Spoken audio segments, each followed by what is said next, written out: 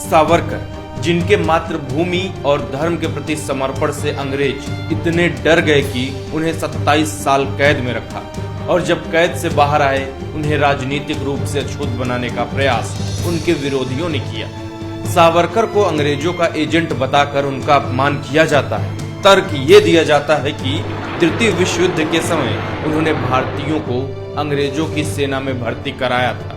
सावरकर सैन्य शक्ति को भारत के अस्तित्व की कुंजी समझते थे। गांधी जी का विश्वास था कि आजाद भारत में सैन्य शक्ति का कोई महत्व नहीं होगा, परंतु सावरकर इसके आगे की बात सोचते थे। उस समय अंग्रेजों की भारतीय सेना में ज्यादातर सैनिक मुस्लिम समुदाय के। सावरकर ने मुहिम चलाकर हिंदू सिख नौजवानों को सेना में भर्ती होने के लिए प्रेरित किया। उनके इन प्रयासों से उस समय सेना में धार्मिक आधार का वो असंतुलन दूर हुआ जिसका परिणाम हमें 1947 में देखने को मिला। जब देश का बंटवारा हुआ तो सेना का बंटवारा भी धार्मिक आधार पर कर दिया गया। ज्यादातर मुस्लिम सैनिक पाकिस्तान की तरफ चले गए। जब 1947 में कश्मीर पर कबायलियों का आक्रमण हुआ तब सावरकर की वही मुहिम इस देश के काम आई।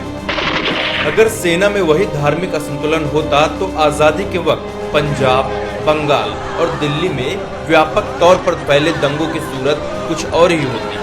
जिस भीषण हिंसा से इस देश को दो चार होना पड़ा उसका स्वरूप और भी भयानक होता। द्वितीय विश्व युद्ध की समाप्ति के बाद भारत में अंग्रेजों की ताकत कमजोर होने में आजाद हिंद फौज का बड़ा हाथ था। इस आजाद हिंद फौज की प्रेरणा सुभाष चंद्र बोस को सावरकर से ही मिली थी। अगर एक हिंदी सेना उनके सामने खड़ी कर दी जाए तो वे स्वयं ही हिंदुस्तानियों को स्वतंत्रता देने के लिए बाध्य हो जाएंगे। 25 जून 1944 को सिंगापुर से अपने रेडियो प्रसारण में नेताजी ने कहा था, जब गुमराह राजनीतिक सनक और दूरदृष्टि की कमी के कारण कांग्रेस पार्टी के लगभग सभी नेता भारतीय सेना के सभी सैनिकों को भाड़े के सैनिकों के रूप में अपमानित कर रहे हैं, तो यह जानकर खुशी होती है कि वीर सावरकर निडर होकर युवाओं को सशस्त्र बलों में शामिल होने के लिए प्रेरित कर रहे हैं।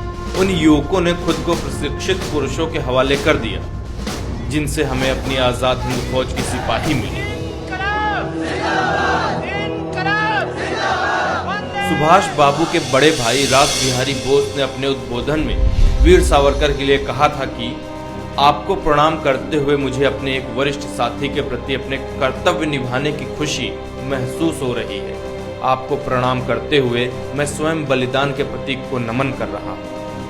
अंग्रेजों का एजेंट कहने से पहले सावरकर विरोधियों को जान लेना चाहिए कि doctor Bhimrao Ambedkar British Indian army के भारतीकरण के प्रबल समर्थक थे। सावरकर को पूरा यकीन था उनका जीवन भविष्य के क्रांतिकारियों के लिए प्रेरणा का काम करेगा। इसलिए उन्होंने एक आत्मकथा लिखी और उसका उद्देश्य पूरा किया। भगत सिंह के एक सहयोगी दुर्गादास खन्ना ने 1976 में एक साक्षात्कार में कहा कि जब वो क्रांतिकारी आंदोलन में शामिल हुए तो भगत सिंह और सुखदेव ने बैरिस्टर सावरकर के जीवन को पढ़ना आवश्यक बताया था। किताब स्पष्ट रूप से ब्रिटिश सरकार की विरोधी और अगली पीढ़ी की क्रांतिकारियों के लिए प्रेरणादायक थी। ये किताब चित्रगुप्त के नाम से लिखी गई थी। अगर सावरकर ने लेखक की पहचान बताई होती तो उन्हें अंग्रेजों द्वारा फिर से काला पानी में डाल दिया जाता। सहज ही जाना जा सकता है कि सावरकर का उद्देश्य आत्म प्रसिद्धि नहीं बल्कि दूसरों को प्रेरणा देना था। अपने जीवन की परवाह न करते हुए उन्होंने दोबारा काला पानी का जोखिम उठाते हुए राष्ट्रहित में पुस्तक लिखी। विरोध करने के लिए कोई चाहे अंग्रेजों का एजेंट कहे या कहे, सावरकर का राष्ट्र के निर्माण में सहयोग करने से इनकार करना ऐसा ही है जैसे आप भरी दोपहरी में आंखें बंद करके सूर्य की उपस्थिति से इनकार कर रहे हो। आंखें बंद करने से आपको अंधेरा जरूर दिखाई देगा, परंतु सूर्य की गर्मी का अनुभव आपको होता रहेगा, जिसे कभी भी जुठलाया नहीं जा सकता है।